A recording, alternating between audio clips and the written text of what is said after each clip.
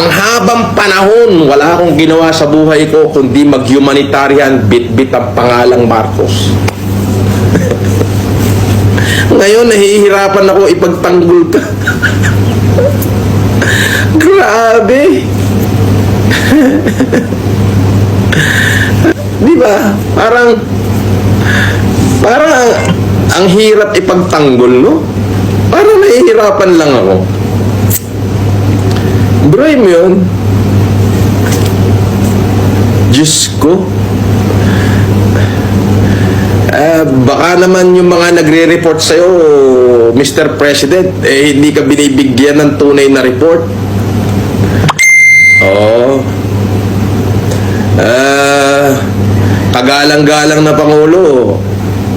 Yung pumasok sa KOJC, actually, hindi ho usapin dito yung false prophet. Sabihin na natin na si Kibuloy ay false prophet. Yes. Hindi ho yun ang usapin eh.